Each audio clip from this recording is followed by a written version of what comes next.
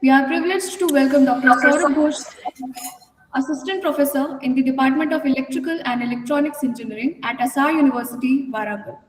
Sir received his PhD degree in Electrical Engineering from Motilal Nehru National Institute of Technology, Allahabad in 2025.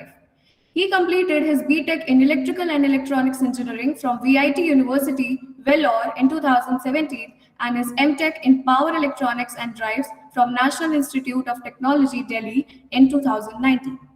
He was a guest PhD scholar with the Department of Wind and Energy Systems at the Technical University of Denmark, TTU, supported by the Ministry of Education, Government of India. He is currently working as an assistant professor in the Department of Electrical and Electronics Engineering at SR University, Warangal. His research interests include grid integration, distributed energy resources, power management in microgrids, and deep learning-based converter fault diagnosis. Apart from academics, he is actively involved in IEEE volunteering and has received several IEEE awards and travel grants. With this brief introduction, I now invite Dr. Saurabh Ghosh sir to kindly take over the session. Thank you, Soumya. Thank you for the kind introduction. I am deeply grateful to Professor Sanjeev Kumar sir for this invitation and opportunity to share my knowledge about the MATLAB simulation in this FDP. So I will quickly jump into the presentation. So I am sharing the screen.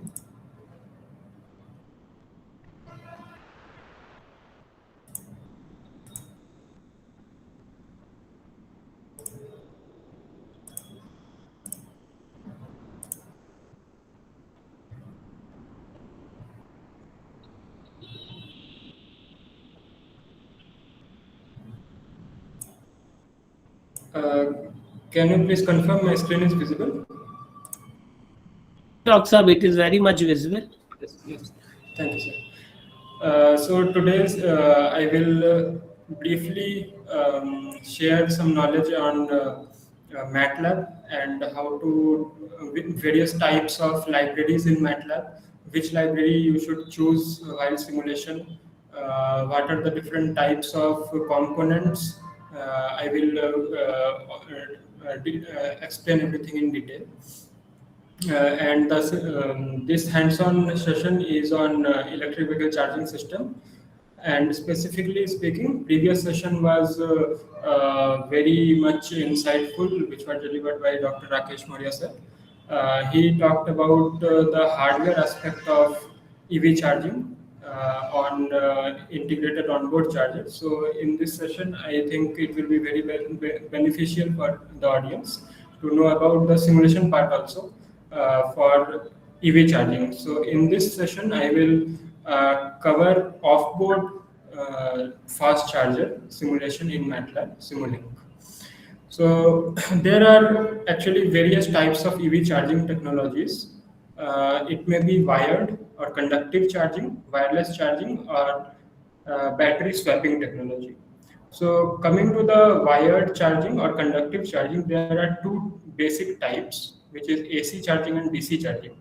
So in the AC charging, integrated onboard charger falls into, and in DC charging, off-board chargers are placed. So in this session, I will focus on the off-board fast charger simulation in MATLAB. Okay. The wireless charging part and the battery swapping part is out of the scope of this presentation, so we can discuss in some other FDPs also. So coming to the comparison between AC and DC charging systems, there is a very fundamental difference between AC and DC charging. So the nature of power delivered to EV is AC, basically in AC charging, and the nature of power delivered to the electric vehicle is DC in DC charger. So when you have already placed one AC to DC converter in a system, then after that we have to place some DC to DC converters, because battery in the electric vehicle is of DC in nature, and the supply we are getting from the utility grid, it is AC in nature. So we have to convert the power from AC nature to DC nature. In between, we can use some types of power converters in stages, in multiple stages. So first stage can be AC to DC conversion, second stage can be DC to DC conversion. Okay, so it also depends on the location of AC to DC conversion. So if it is placed inside the EV, it is termed as onboard charger. Onboard charger means the charger system, charger charging equipment is completely placed inside your electric vehicle. So just you have to take one cable and connect to the utility grid or the charging point. So this is used in many vehicles nowadays also. But in fast chargers or DC chargers, which is used in Tesla, for example, so they use off-board chargers because there is a limitation of placing charging chargers in your vehicle, because if you use power electronic components, you have seen in last session that you have to use multiple transformers, very big heat sinks, and various filters you have to use so that the power quality is not disturbed on the grid side. So these things, if we want to consider, then off-board charger weight will very much increase. So if we want to increase the charging capacity, then in onboard chargers, the charging component sizes will also increase dramatically. So there is a limit of 22 kilowatt, which is considered as AC charger or onboard charger. Below 22 kilowatt, which is level 1 or level 2 chargers, it falls into the category of onboard chargers or AC chargers. So you can connect directly your charging cable to the utility outlet. But when the charging capacity increases, your component sizes also increase. So it will also increase the overall weight of your electric vehicle, which will reduce the mileage of your electric vehicle. So there is a trade-off. So to mitigate this trade-off, there is another category called DC charger or off-board charger, where the AC to DC conversion system is placed outside the vehicle. Only DC to DC converter is placed inside the vehicle. So it very much reduces the overall weight of the electric vehicle and maintains the charging quality, the charging power of the vehicle. So you can also see that when the charging capacity is lower, the charging time will increase, and when you use fast chargers, the charging time will become very less. So in some Tesla vehicles, charging time is around 1 to 2 hours for full charging. So also equipment size will get lower in AC chargers. Infrastructure cost will be low, but charging duration is high. Typical application of AC chargers is overnight charging or home charging. So many vehicles you can see that Tata Nexon EV, they are used. They use some home plugs. They are charged at your home.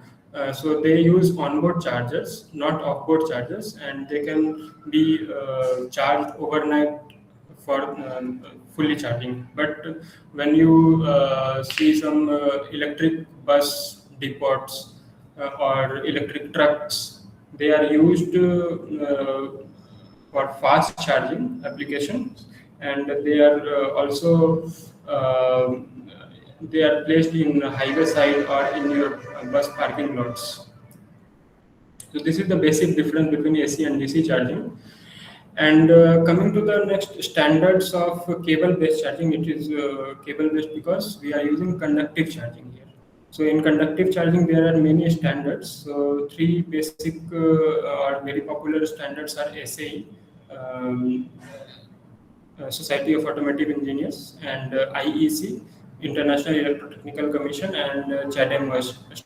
standard. So these three standards are basically used, and two more standards are currently used by BIS in India. So they are Bharat AC01 and Bharat DC01. So these are the basic standards which are used in the market by the manufacturers. Coming to the typical fast DC charging station, as I have already said that this presentation will go around the DC fast charging station design and simulation. So I am now showing you what are the different types of DC fast charging stations. So there are basically two types, which is AC connected DC fast charging station and DC connected DC fast charging station. So basic difference between these two architectures are that the AC bus will be common in AC fast charging station. So here you can see.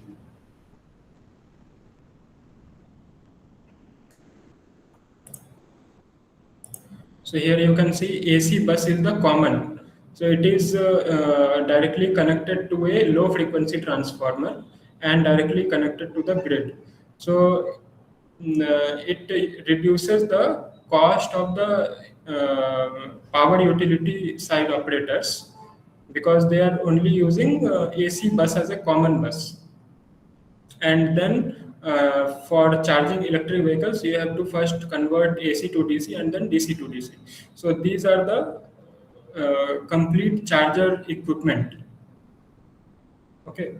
So similarly, if you want to connect some renewable energy sources and battery energy storage systems, so this is the same nature because solar panels and batteries also have the same DC nature.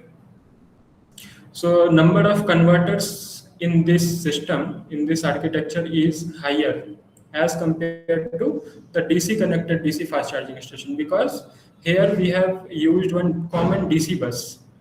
How we have achieved the common DC bus? We have converted the utility supply AC power to DC power using some converters. This converter can be solid state transformers or some high frequency converters. So after you get one common DC bus, then you can directly connect your DC-DC converters of multiple EV chargers, and also you can connect the DC-DC converters directly to the renewable energy sources or battery energy storage systems. So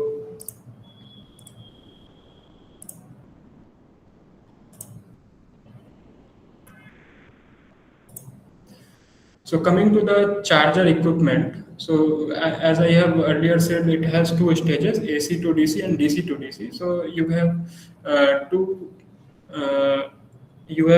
stages here. So each stage can be described here in this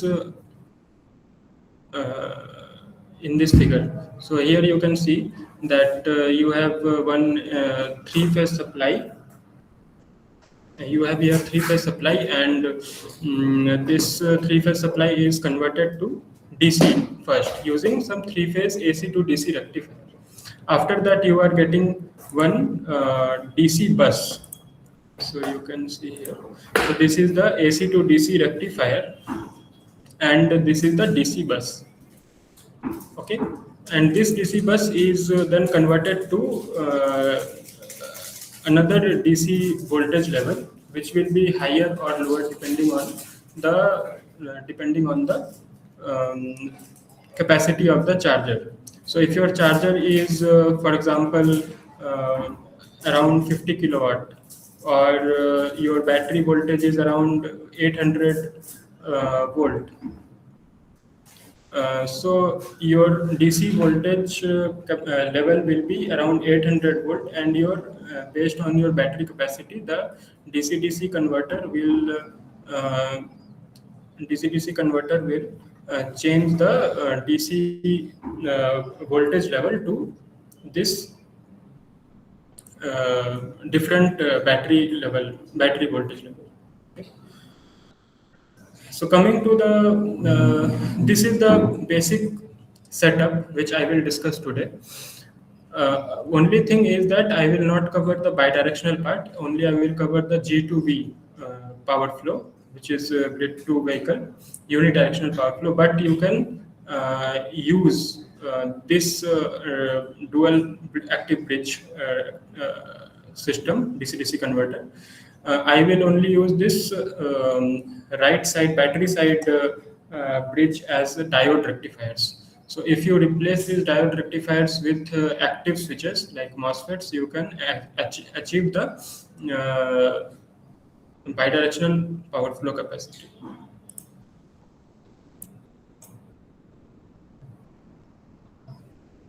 So coming to the different modeling abstraction levels in MATLAB, so we have two different types. One is average model, another one is detailed model. So there is a fundamental difference between average model and detailed model. The basic difference lies in the switching devices. So when we have average model and average modeling, the switches will have electrical as well as thermal models. Whereas in detailed model, which is available in the specialized power system library, it is also called SPS, and average modeling is available in the SimScape electrical library. So in the upcoming slides, I will also discuss the difference between both libraries, SimScape electrical and SimScape specialized power system library, SPS. So here you see that the average modeling will have less electrical equations involved, but it will be majorly dependent on the ODEs, ordinary differential equations. In MATLAB, whenever we design any circuit, the Simulink will have the GUI, that is graphical user interface. It will only give the user a freedom to choose any component, but at the back end, it is writing various types of ordinary differential equations. So those ordinary differential equations or ODEs need to be solved. So it depends on the size of the model you are building. If the model size is very small, it will take a fraction of a second to simulate that model. But if your model is very large and multiple components are involved, so if you use in that model a detailed model, then the model will take a huge time to simulate. Why? Because the ordinary differential equations are being solved at the back end. So, for example, if I have a large microgrid setup and multiple components are involved, for example, in this case, renewable energy sources, batteries, grid, and multiple EVs are connected. So, if I design this model in detailed style, then it will take a huge time to simulate. So it is very much clever to switch to average model, so that the time is lower and computational load is also lower. So it is basically it does not, in average model and in detailed model, if you generate, for example, a AC to DC converter, so in detailed model you will specifically use some switches, and some PWM signal will go to the gate driver, and that gate driver will drive your each switch at different time instant, and you will get a DC output DC link voltage. So this is a general flow diagram for detailed model. But in average model, what happens is it is just a control system. You have to give your reference DC voltage and your feedback DC link voltage. Based on the modulation index, your complete voltage source converter or AC to DC converter will be based on some ordinary differential equations, and based on your inputs, the ordinary differential equations will get solved, and you can get directly the DC link voltage. So this is the major difference, that different modulation index or PWM signals are not involved in average, whereas in detail they are involved. So in this today's session, I will use average modeling to explain the EV charger model. Next, coming to the different libraries, Simscape Electrical and Specialized Power System. So both are part of MATLAB Simulink, but they are completely different. Why? Because in Simscape Electrical, you can find out many different types of components which are not there in SPS library. In Simscape, they include both electrical and thermal equations, and the real physical network equations are not involved. But here in SPS, the real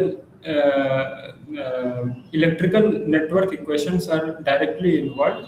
So in electrical engineering, we generally use the specialized power systems library, but they take much more time for simulation if the model is large. But in Simscape, if the model is large, it comparatively takes lesser time than the SPS library system. So Simscape, in summary, we can say that Simscape Electrical Library provides physics-based component-level modeling with multi-domain capability. Multi-domain here means both electrical, thermal, and other types of like frequency and other types of parameters it can give. And the specialized power system SPS enables faster system simulation using simplified electrical network equations. So it is based on some power flow equations, KVL and KCL. Just so in summary, in this session, I will explain a already built model, which is modified by me. But I will explain step by step in each component what are the parameters that you can modify and what are the things that you should be careful about while designing the Simulink model for any system. So it will be based on average modeling and Simscape electrical library.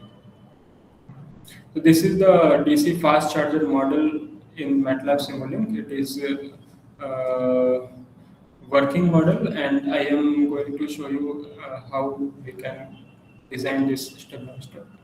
So till now, if you have any doubt, you can ask me. So I will now switch to MATLAB Simulink for explaining this model.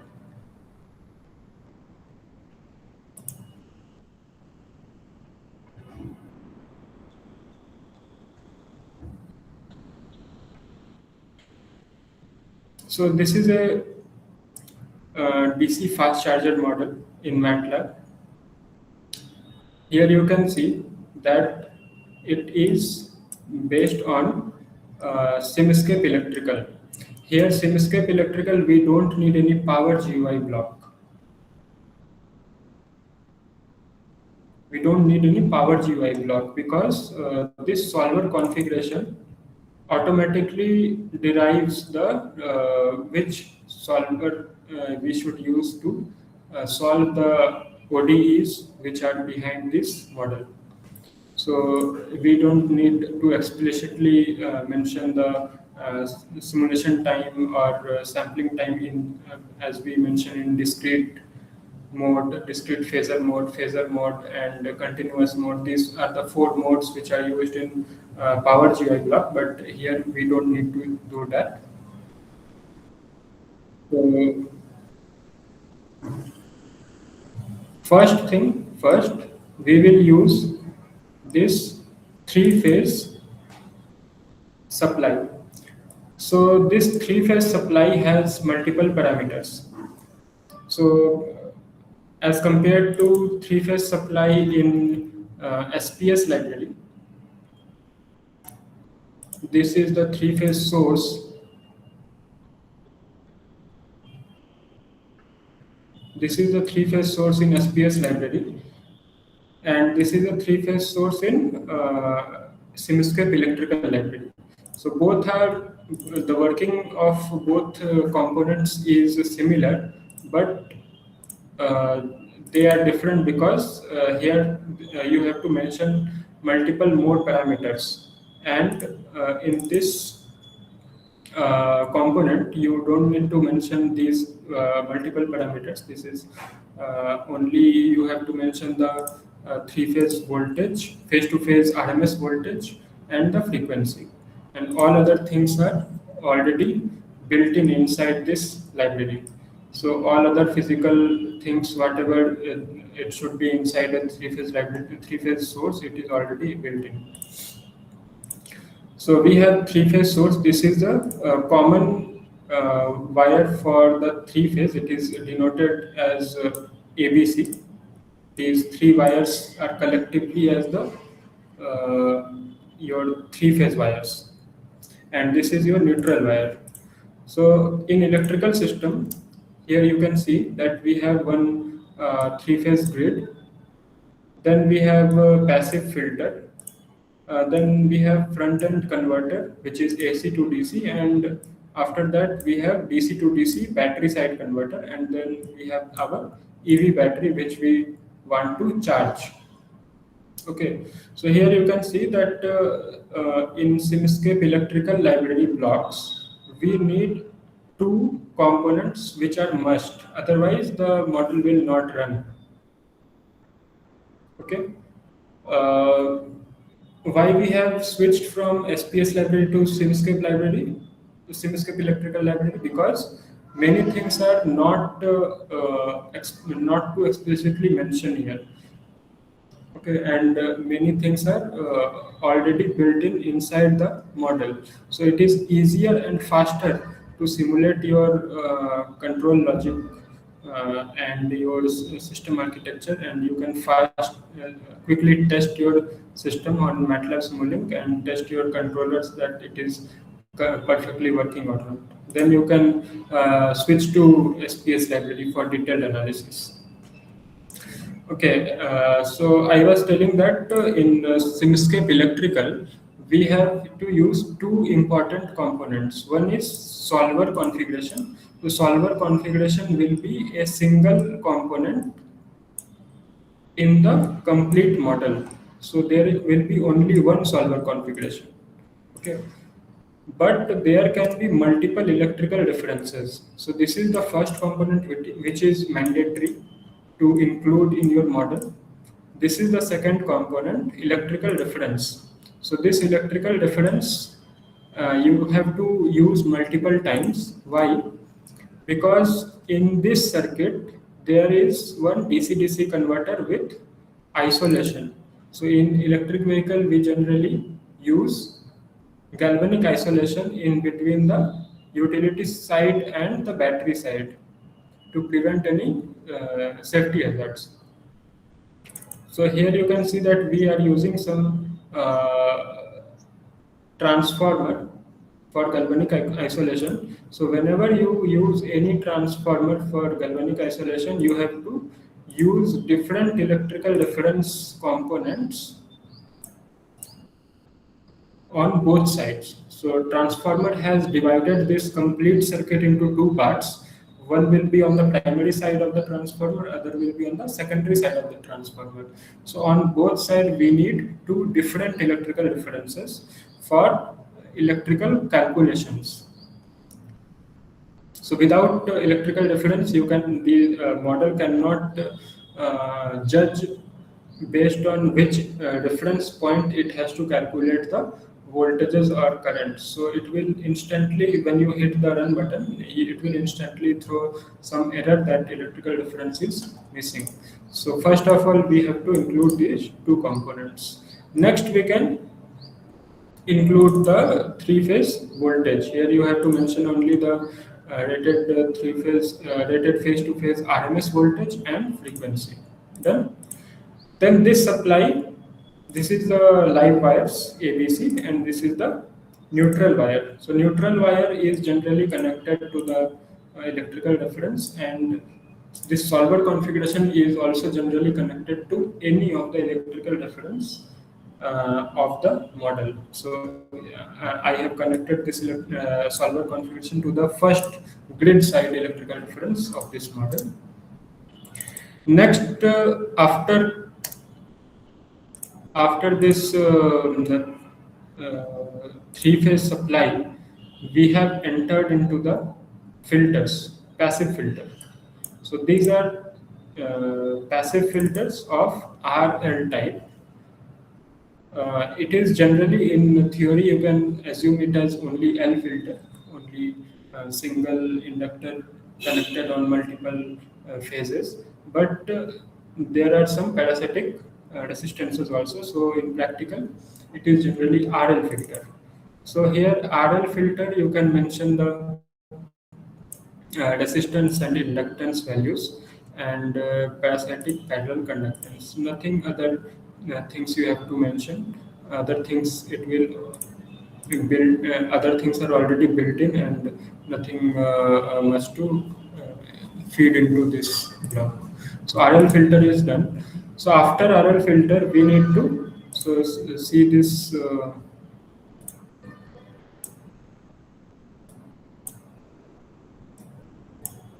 So see this block. So we have the three-phase grid. It is already modeled. We have now connected our RL filters. So here in this diagram it is given as L filter, but I am doing it as RL filter. After RL filter, we need to measure all the phase currents and phase voltages. Why? Because we have to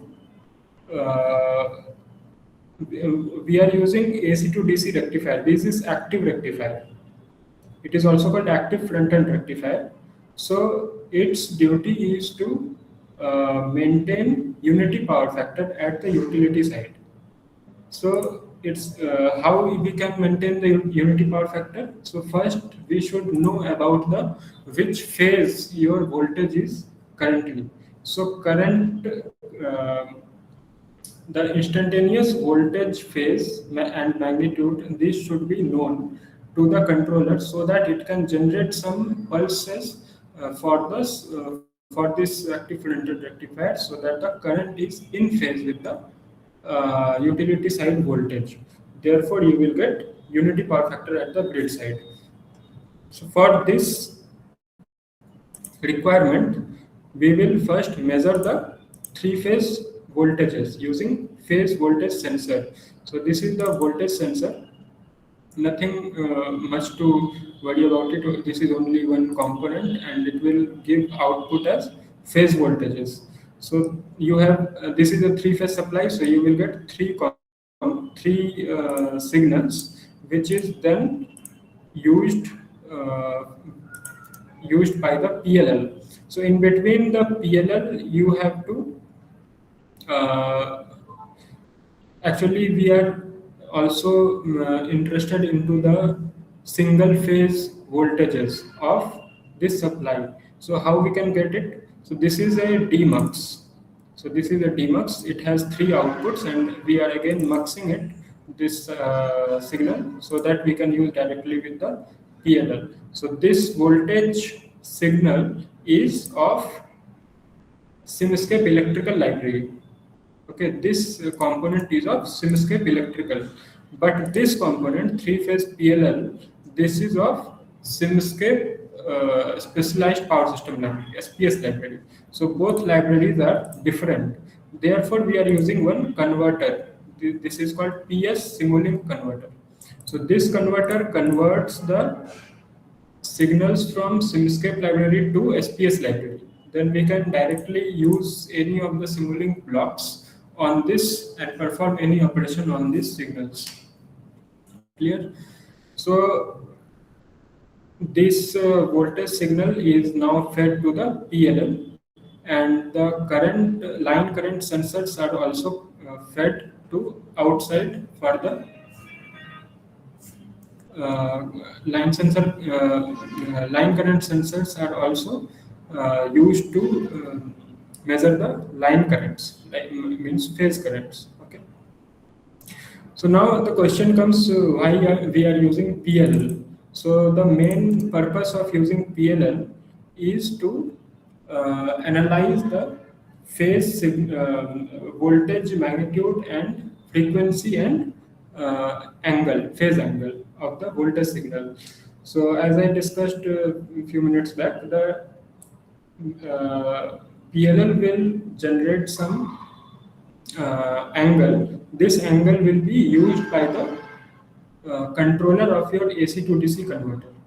That controller will generate according to the required signal, how much current we require, or whatever the controller output should be to generate the modulation index. That modulation index will be then fed to the converter, and it will generate some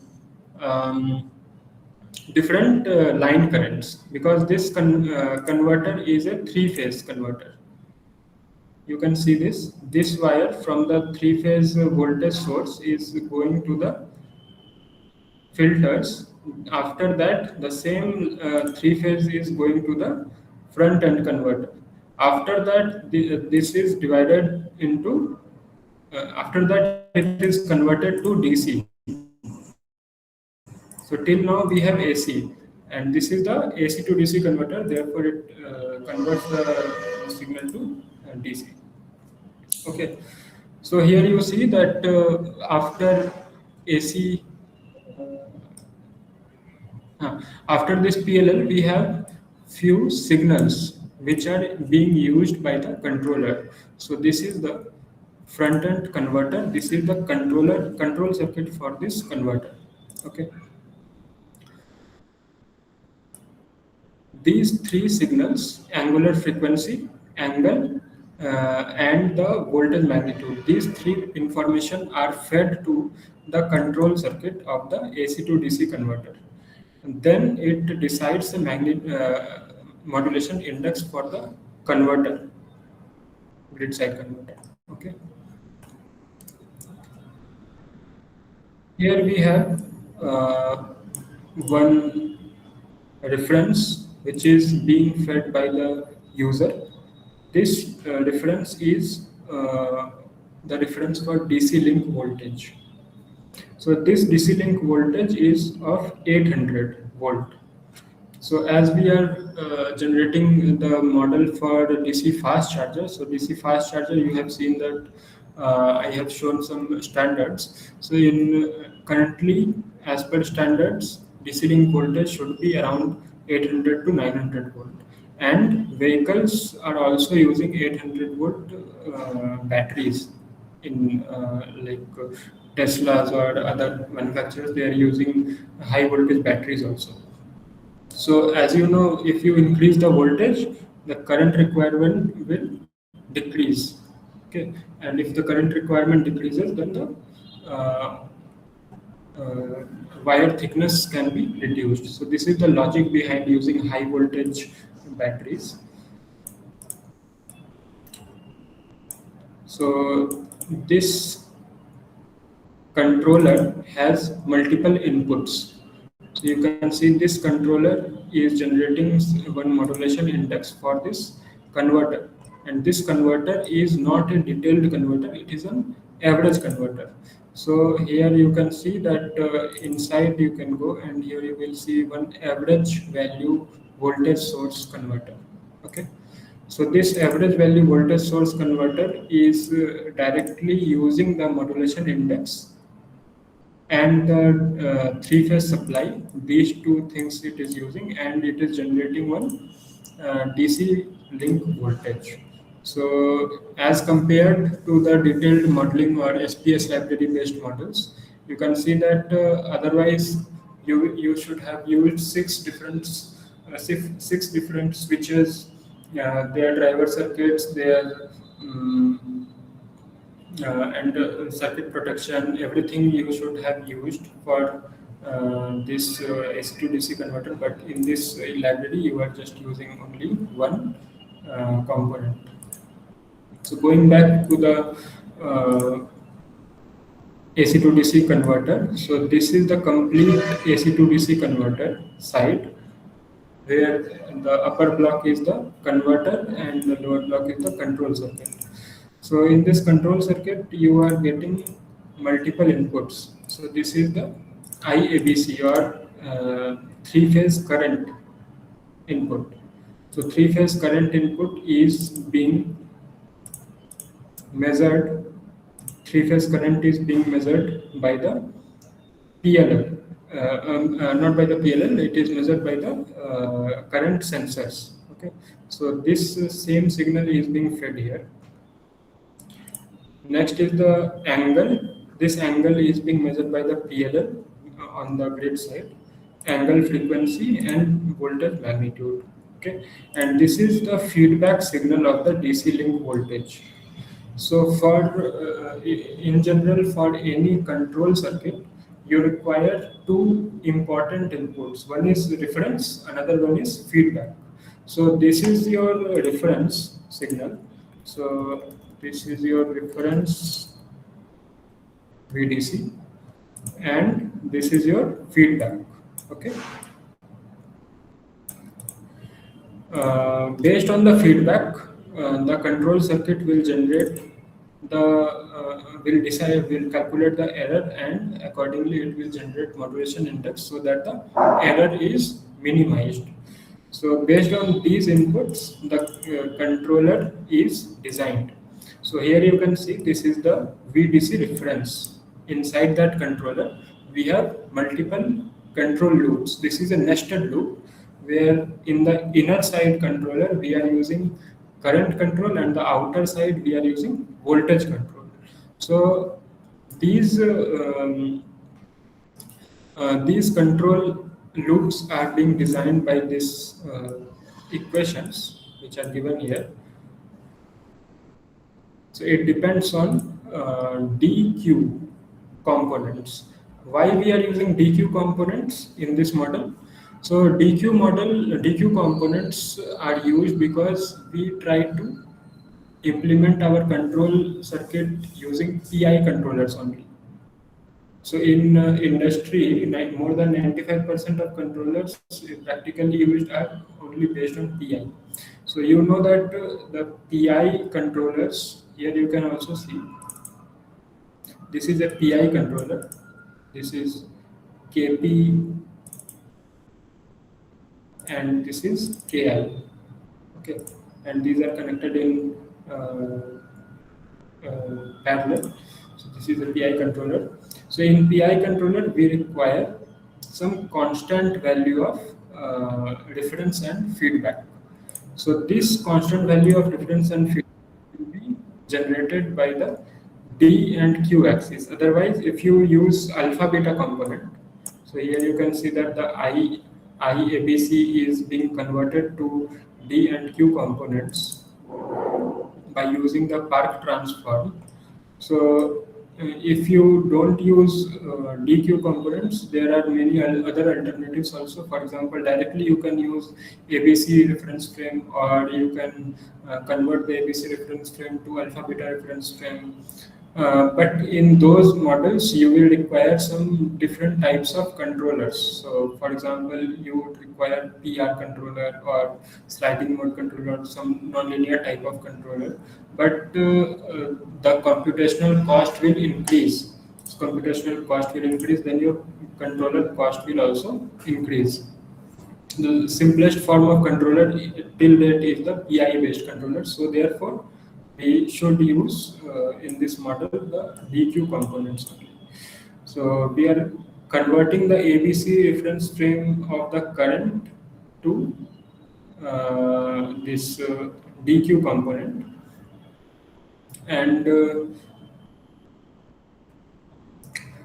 this DQ component, and here you can see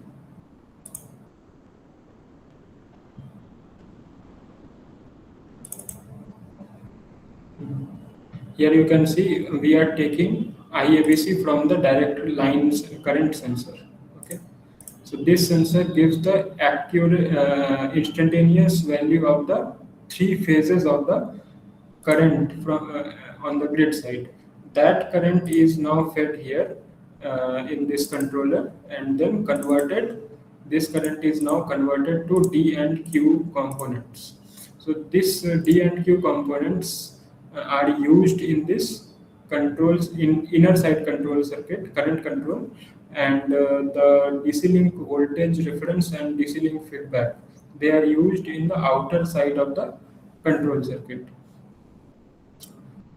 so that the DC link reference is maintained by modifying the ID and IQ components. Okay, this is the logic. So we want to maintain our DC link voltage by changing the D and Q components of our current at the grid side. Here, one thing you can see that this controller generates one reference which is given as the ID reference, and the ID reference is then actual ID is fed into this feedback, and then again current controller is used, so it generates VD. But in the Q current loop, this is the IQ current. Here we are using IQ reference as 0. We are directly using as 0 because we don't want any Q component to appear on the grid side. So what will happen? What will happen if we change this change this value from 0 to any other value? So it will create some phase angle difference in the voltage and the current signal on the grid side. So if we change this value, it will create a voltage and current phase angle difference. So therefore, you will not get a unity power factor operation. But our objective is to get unity power factor operation on the grid side and simultaneously obtain a constant or regulated DC link voltage on the DC link side. Okay, these are the two objectives. Therefore, this is the proper and low cost control algorithm which we can design.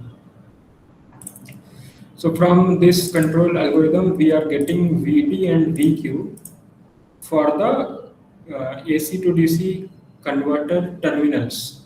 So at the terminal, what should be the VD and VQ components? It is telling.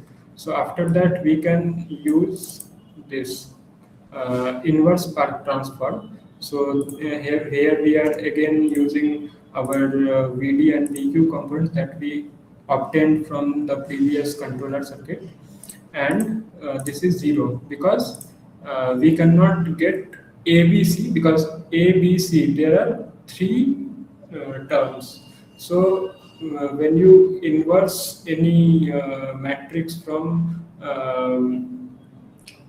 some reference point to different reference point, so the size should be same, otherwise the calculation will show errors.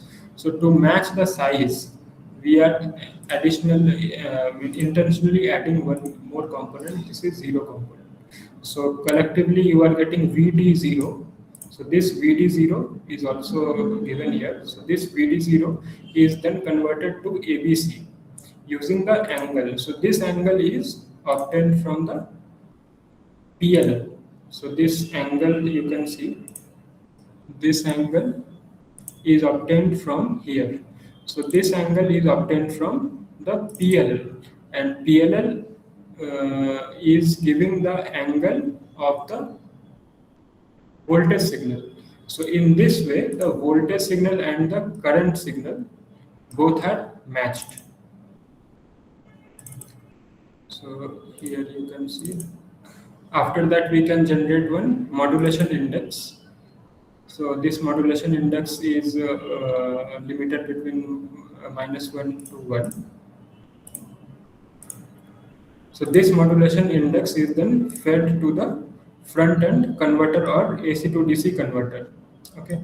So this modulation index is fed to the AC to DC converter, and this is the 3-phase supply lines. This is the modulation signal, this is the supply lines, and this is the VDC. Okay. So inside we can see that after using this voltage source converter, we are getting this plus and minus DC link voltage using two capacitors, and in each uh, in the after the DC link voltage, we are using current sensors, and this current sensor is giving output as I naught. Similarly, this is the DC voltage sensor, it is giving output as VDC. So these two are the output from the DC link voltage. So if you also delete this circuit and place one resistor on this side, you will get a constant 800 volt um, on the DC link voltage. So the objective of this circuit or this components is to maintain 800 volt DC link voltage. Why? Because we have set one reference voltage of 800. So if you change this value to some other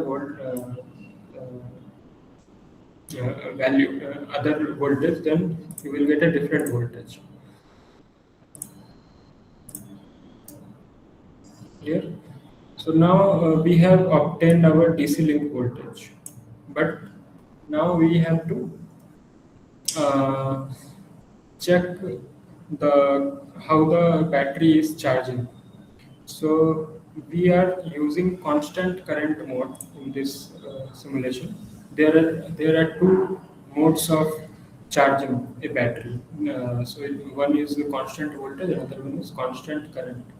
So in constant current mode, the current is constant, and in the constant voltage, the voltage will be constant and the current will decrease slowly to zero, so that the battery is not overburdened by the overcharged or deep discharged. So we are in this model, we are using this as a 100 ampere of current as a reference, and this reference is then given to the control circuit for the DC-DC converter. So first I will explain the DC-DC converter side. So here you can see this is the complete DC-DC converter. Here we have one inverter, because when you see this circuit, so this AC to DC rectifier side and the grid side and the filters I have explained, these three parts I have explained. Remaining things are this three-phase dual active bridge side. So in this model, I have not used dual active bridge. I have used one side active bridge and another side diode bridge. But it is isolated with a galvanic isolation and then fed to the battery. So first I will discuss about the first inverter, first active bridge. Then we will move to the diode bridge. So here you can see this is the first inverter or the first active bridge, and this is the isolation transformer, and this is the diode bridge rectifier. After that, we are using one output line inductance to reduce the ripples in the output side or the battery side. So if the ripples are not reduced, then it will adversely affect the life of the battery. So as you have seen that we have given the reference current of 100 ampere, and this is the feedback. This is the feedback from here, feedback from the battery side. So this is the control circuit inside the controller, and here we are giving the input current as the feedback, and this is the reference current. Here also we are using a PI controller, and the gate pulses are obtained as the output of this controller. So this gate pulse is then fed to the DC-DC converter with galvanic isolation. So input to the DC-DC converter are two things. One thing is the DC link voltage, another thing is gate signals. So this converter takes the DC link voltage and gate signal to generate another level of DC high frequency AC signal.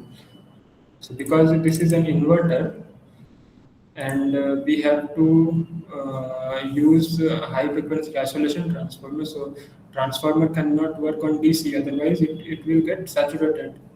So therefore we have to first convert this DC signal to AC, high frequency AC, and then this high frequency AC will be converted to DC. So this side is diode bridge rectifier on the battery side. So this is a diode bridge rectifier, and on the grid side or on the DC link side we have a 4-quadrant chopper.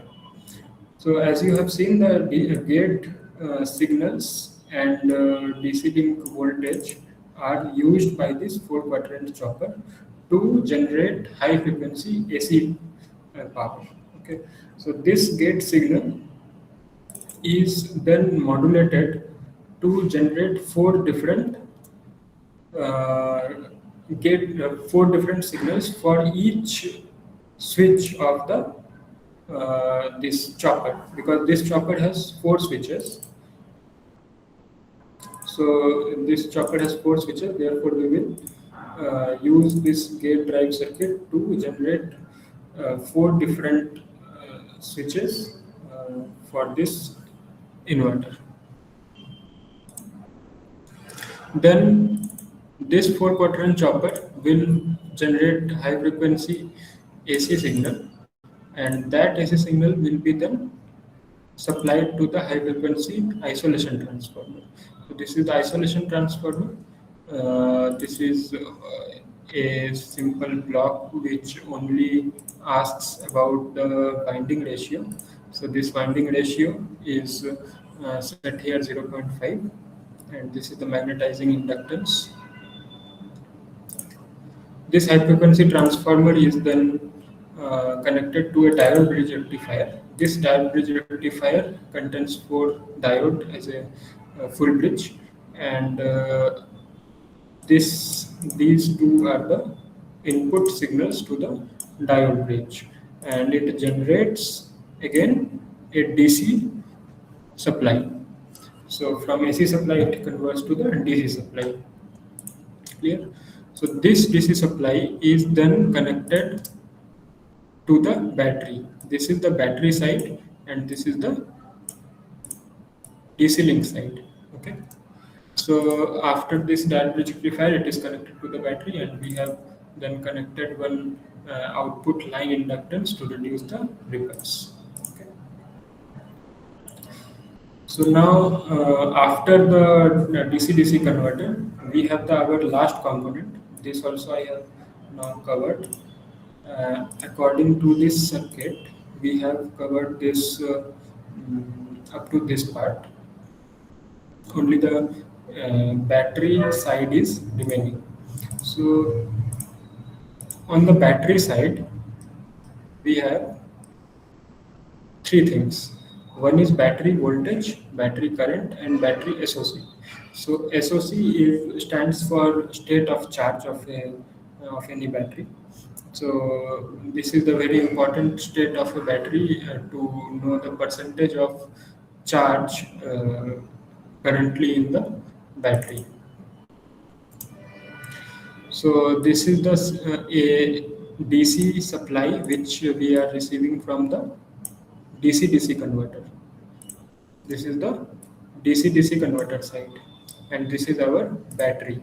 And for battery, we are measuring the battery current and battery voltage at all instants, and we are also measuring the battery SOC. So first, we will first see the current sensor. So this is a simple current sensor used for measuring the battery current. This is the voltage sensor used for measuring the battery voltage, and this is the battery model where we are using some cells in series and one string in parallel. So this battery and this battery, I am showing you another battery component which you can get in MATLAB.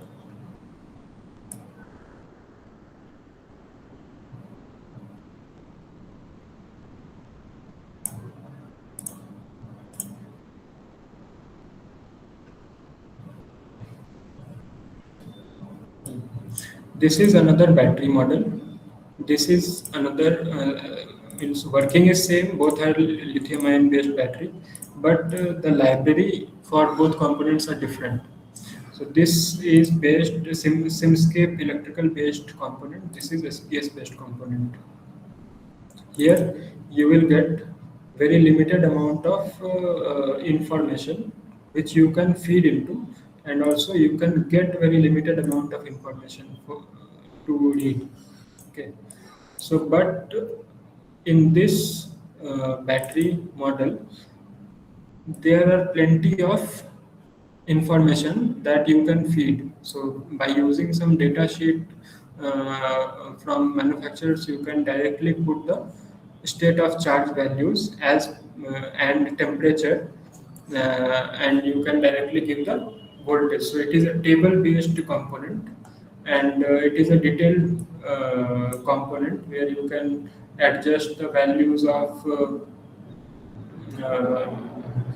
internal resistance, values of and different temperature parameters, inside capacitance, fading, calendar aging. So these type of thermal parameters you can also adjust and also get information on thermal parameters. So this is a detailed model for the battery. So as we are using different components of Simscape electrical, so it is advisable that you also use battery from the Simscape electrical library only. Otherwise, you have to make other type of arrangements in the circuit to adjust your SPS library battery model. Okay. So now we can. Now we can see that this battery current, this is battery current, battery voltage, and battery SOC. So battery current is only feedback to the control circuit. Battery voltage and battery SOC are not feedback to anywhere. They are just taken as output for visualization. Only important thing is battery current. So as we are using here in this DC-DC converter control circuit, you see, we are using current controller. We are using current controller. So only two things are necessary here. One is reference current. This is reference battery current. Okay, this is required, and the feedback from the battery side, the actual battery current which is flowing on the battery side. So this is clear because we are using two different types of controllers, because for each converter we have to use separate controller. We are using in this model, we are using two different types of converters. One is AC to DC converter, this one. Another one is DC to DC converter, this one. So for each converter we have two separate controllers. So for this AC to DC we are using voltage control circuit, because we are giving reference as DC link voltage.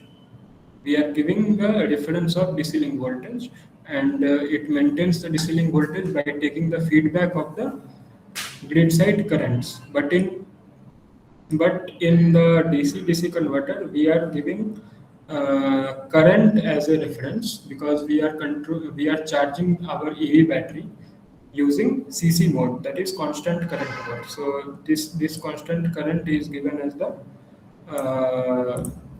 input to the control circuit as a reference, and we are taking feedback from the battery as the current.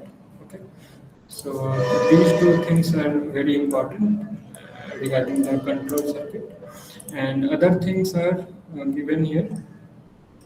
So this is DC link voltage. You have seen that this is DC link voltage. This is output current from the DC bus. So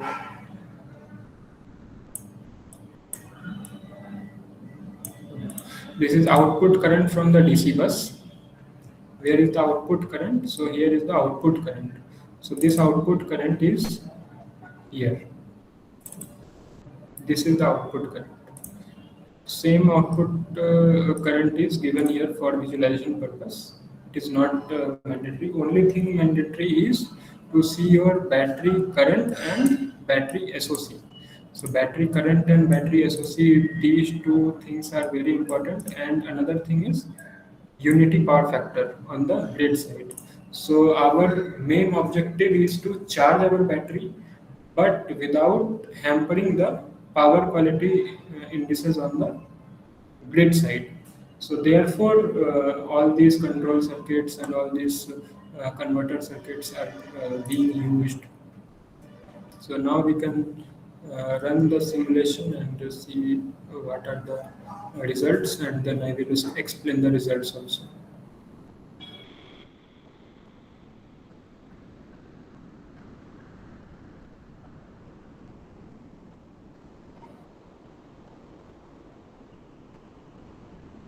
So simulation will take some time to run because it is a detailed model. Meanwhile, if there are any doubts from the audience side, you can ask related to this modeling of the circuit.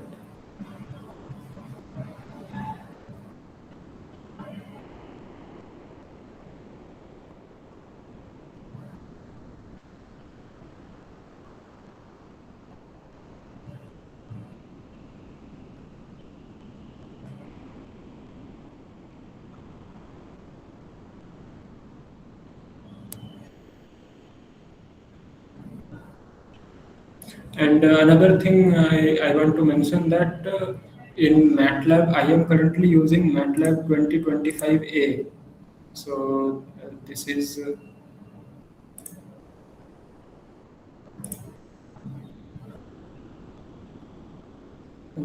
MATLAB 2025A.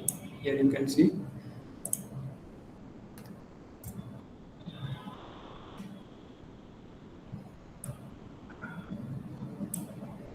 So these are the different libraries I have installed. Here you can see that I have this inside this Simscape electrical. I have specialized power system library, SPS library. But from 2025B onwards, when you install, if you install 2025B, SPS library is not there. MathWorks has removed the SPS library from their MATLAB software, and this SPS library is now been licensed by Operati. Operati has bought the license for SPS library. So in MATLAB 2025B onwards, you will get only the Simscape electrical only. So therefore, it becomes more important to know how to do modeling in Simscape electrical libraries using components of Simscape electrical.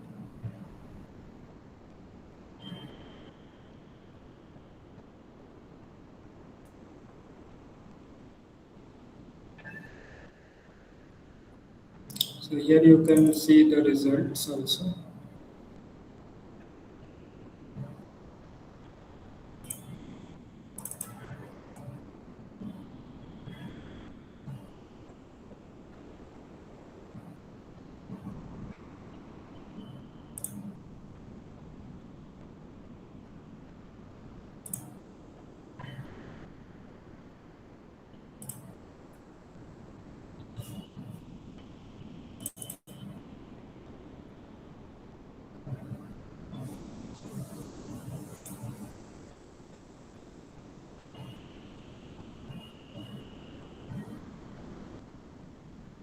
Here you can see that this last two plots, grid A phase voltage and current and battery SOC.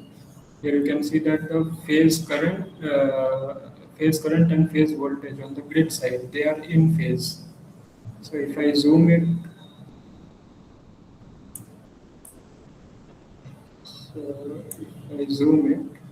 then you can see that both of them are in phase. And here on the right side corner plot, battery SOC, you can see that it is uh, moving upwards, that the battery is charging. So here you can see the battery is currently charging. So currently the battery is charging, but I cannot show you how to discharge the battery because I have used the diode bridge rectifier. So as you have done the simulation of this inverter side, this inverter, if you place a similar inverter on the battery side also, then it becomes a dual active bridge rectifier. So isolation will be in the middle, and on the both side you will have MOSFET bridges. So you can then use your both charging and discharging. It will become bidirectional charger equipment. Then currently it is having diodes, so it will not work as bidirectional mode.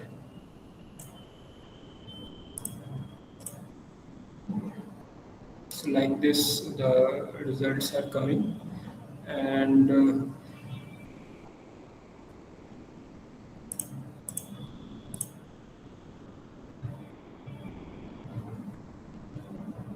okay. And if you want to, for example, in the online running mode only, I want to reduce the charging current, and the simulation is already running. I have reduced the reference battery current from 60 to from 100 to 60, but the reference voltage is same. So the overall power intake from the grid will reduce because the DC link voltage is same, but the current has reduced, so overall power will be reduced.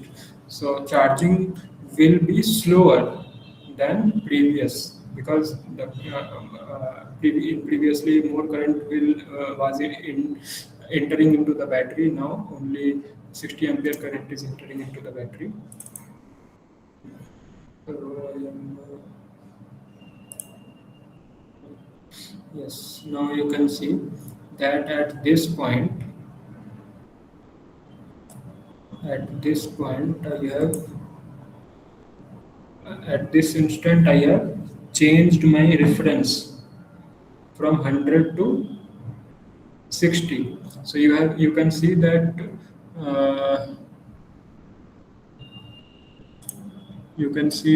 every parameter has changed a little. So this is the DC link voltage. DC link voltage has suddenly changed. This is also DC output current. Output current has also reduced because we have changed the current reference. Here you can see that our current reference from the for the battery has changed. So actual current has also changed. This is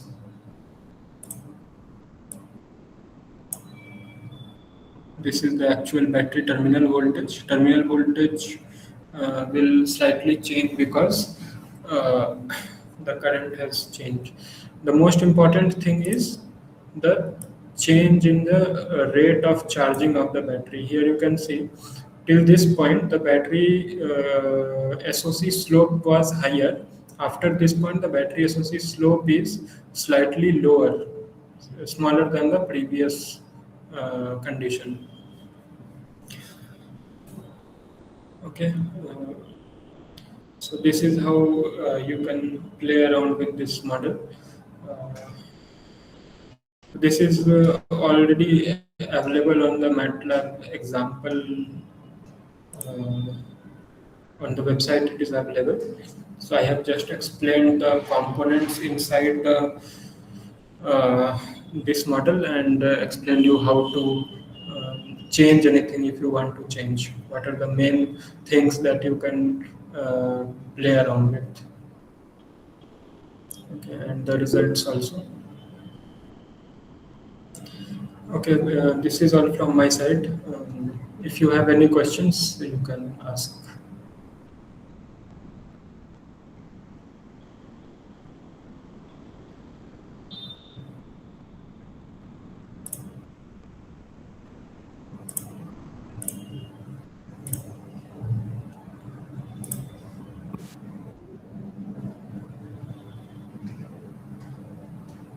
Hello?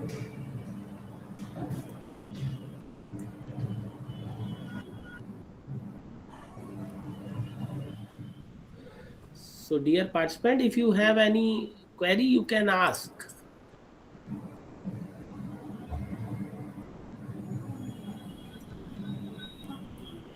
I think Saurabh, you explained so well. There is no query. Let me check the Yes. box. Let me check. In between, I have seen few query were there. No, actually, it is not. It is not.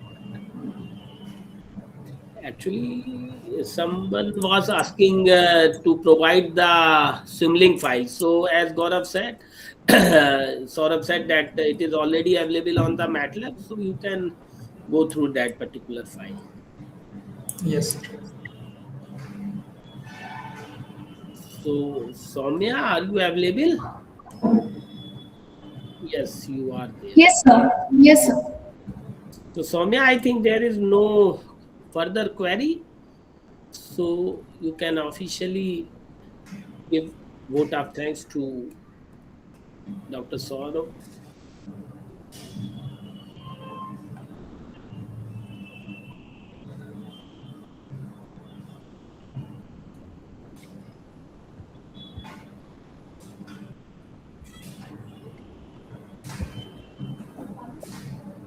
Or our coordinator, Professor Singh Sir, Soumya.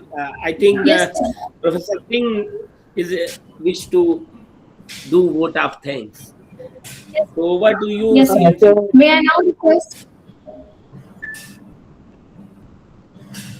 May I now request Professor CN Singh, sir, to kindly deliver the vote of thanks. Sir, please. So, thank you very much, Dr. Saurabh Ghosh, sir, for delivering a very nice talk on the topic hands-on simulation of electric vehicle charging and giving a deep insight of various aspects of the battery charging. I extend a very heartfelt thanks and gratitude on behalf of the organizing committee and I, on my personal behalf, for sparing your valuable time and for sharing your experiences with the participants. And I hope that the knowledge, hopefully, all the participants have gained a lot of knowledge from your this practical session. Really, it was very useful, and I would say that the participants will be greatly benefited from your today's talk.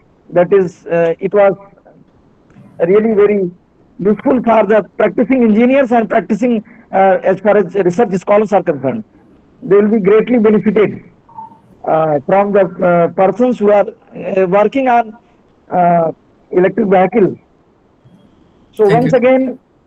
again, heartfelt thanks and gratitude on behalf of the organizing committee and on my personal behalf. Over to Soumya. Thank you, sir. Thank you very much, sir.